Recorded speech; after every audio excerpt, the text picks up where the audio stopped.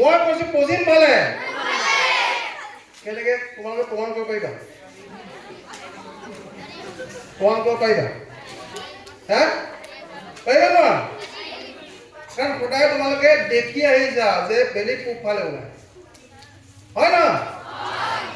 এনেকৈ আমি যিটো কথা জানো দেখো প্ৰমাণ পাওঁ সেইটোৱে হ'ল বিজ্ঞান গম পাইছানে যিটো কথা তুমি জানা ডাঠি ক'ব পাৰা যে এইটো মই জানো এইটো এনেকুৱা হয় সেইটোৱে হ'ল বিজ্ঞান আৰু সেইটো বিজ্ঞানে সেইটোকেই কৰে আৰু তাৰ সেই বিজ্ঞানত আমি ৰাতিপুৱা শুই উঠাৰ পৰা শোৱালৈকে বিজ্ঞানৰ বস্তুকে ব্যৱহাৰ কৰি থাকোঁ ৰাতিপুৱা টুথব্ৰাছ লোৱা টুথপেষ্ট লোৱা লাইট জ্বলোৱা অফ কৰা চাইকেলখন চলোৱা গাড়ীখনত উঠা পেট বিষালে ঔষধ খোৱা ডাক্তৰৰ ওচৰত যোৱা হয় নহয় ঠিক তেনেকৈ আমি কি নেদেখা বস্তু এটা বিশ্বাস কৰোঁ কি বাৰু সেইটো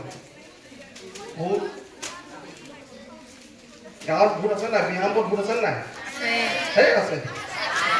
আছে এই এইফালে নাচবি ভূতত হ'ব কয় নহয় হা তেনে তোমালোকে যদি বেলি পূবফালে ওলাই বিশ্বাস কৰা ভূতটো দেখা পোৱা কেলে বিশ্বাস কৰা ভূত নাই কিন্তু মানুহে ভূত দেখে নেদেখে দেখে সেইটো কথা মানুহে কিন্তু ভূত দেখে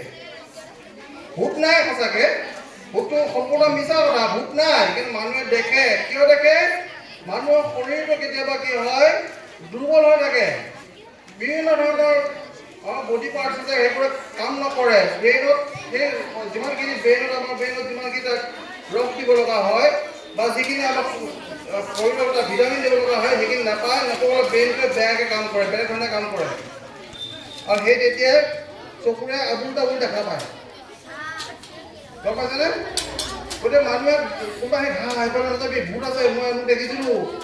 একদম গাত গৰম হৈছে একদম মানে চুলি তুলি থিয় হৈ মই একদম পইচা লাগিছিলে হয় নহয় যেতিয়া কোনোবাই আকৌ সেই গছজোপাত ভূত আছে তেতিয়া যাব ভয় লাগে নালাগে যেতিয়া কোনোবাই আকৌ সেইফালে নাযাবি দেই কিবা এটা আছে তেতিয়া যাব ভয় লাগে বাঘ এটা আছে বুলিলেও ভয় লাগে ভূত এটা আছে বুলিলেও ভয় লাগে দেখা নাই কিন্তু যদি কোনেও নকয় যে এইফালে একো নাই কোনোবাই কোনো যদি নকয় যে এইটো কিবা আছে বুলি তেতিয়া কিন্তু যাব লাগিব আমাৰ ভয় নালাগে সেইটো কি হয় মানুহৰ ভয়টো কি জানানে ভ্ৰম কেতিয়াবা আকাশলৈ তোমালোকে পথাৰত বহি মেঘসকলে চাবাচোন মেঘ কিন্তু কেতিয়াবা মানুহৰ নিচিনা হৈ থাকে বাঘৰ নিচিনা হৈ থাকে নাথাকে ঠিক তেনেকৈ আন্ধাৰত গছজোপাও হাতীটোৰ নিচিনা দেখা যায় আন্ধাৰত চাবাচোন জোনাকৰ পোহৰ দেখা এইটো হাতী নেকি চাবাচোন হাতী নেকি নহয় কিন্তু যেতিয়া তোমাৰ অন্তৰত ভয়ভাৱটো সোমাই গ'ল ঘৰত কৈছিলে আজি কিন্তু অমুকটো পাৰিব আজি শনিবাৰ নাযাবি এইখিনি সময়ত অমুক ওলাই যেতিয়া মগজু তোমাৰ কাম কৰিলে নহয় কাম কৰালে তুমি চকুৰে দেখিয়াই গ'লা সেইখিনি সময়ত কোনোবাই মনে ক'ত যাওঁ আপুনি চুইতে আহি পৰি থাকিব আৰু এটা কথা য'ত সাপে কামোৰে লক্ষণ থাকে যদি গোটেই দাঁতকেইটা বহি যায় তেতিয়াহে আগৰ দাঁত দুটা ডাঙৰ দাঁত দুটা যেতিয়া বহি যাব সেই দাঁতৰ মাজেৰে এটা সৰু ছিদ্ৰ থাকে আমি যেনেকৈ বেজীৰ নিডেলছ থাকে সেই নিডেলছেৰে সাপটোৱে মানুহৰ কামুৰি ধৰি পুছ কৰি দিয়ে আমাৰ